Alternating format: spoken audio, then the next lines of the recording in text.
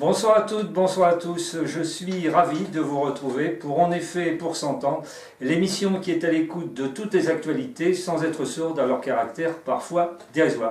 Enseignant, conseiller, expert en management et en système d'information, chroniqueur économique, écrivain, et je dois oublier d'autres fonctions, la palette de mon invité fil rouge de ce soir est très vaste.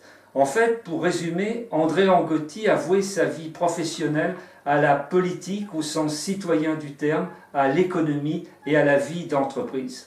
Venu nous présenter il y a quelques mois son précédent livre, L'ombre qui éclaire, André Angotti revient vers nous pour un nouvel ouvrage vendu uniquement sur Internet, Janus Politique. Un constat certes implacable sur l'univers politique et économique, mais aussi, surtout, dirais-je même, un livre qui regorge de moult propositions et autres solutions sur la vie d'entreprise, les élus et les gens qui nous gouvernent.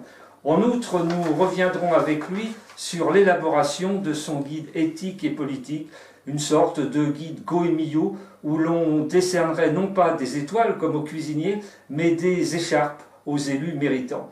Donc pour qui je... Alors, ah oui. Voilà, alors pour qui je... Bon, depuis le début, enfin je dirais depuis 2004, j'appelle de mes voeux que M. Alain Juppé revienne aux affaires. Bon. J'avais même écrit une lettre à cette époque-là, j'ai retracé ce passage dans mon précédent livre. Aujourd'hui, je dirais que, pour reprendre un peu la phrase d'un de nos anciens ici, qui a été étudiant à Poitiers, qui était Rabelais, qui disait « Science sans conscience n'est que ruine de l'âme ». Bon. Et je trouve que M. Alain Juppé allie à la fois la science et la conscience. Et j'ai eu l'occasion de travailler par l'intermédiaire de Jérôme Monod avec lui et avec M. Édouard Philippe. C'est quelqu'un qui, à mon sens, sait déléguer.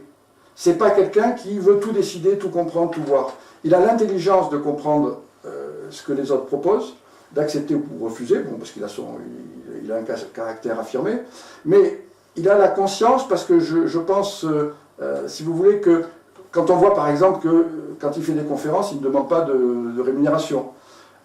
Quand il y a eu la cérémonie commémorative pour Jérôme Monod à l'Oratoire du Louvre, eh ben, à droite, j'ai vu Alain Juppé.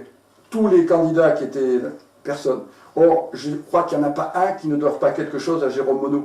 Donc j'ai été assez déçu de ne pas avoir plus d'élus à cette cérémonie. Mais Alain Juppé, il y avait Valérie Pécresse, et il a trouvé le temps de venir. C'est-à-dire que je pense que c'est un homme qui allie à la fois ce que Rabelais propose, c'est science et conscience. Et je pense que le pays avec Alain Juppé sera bien dirigé.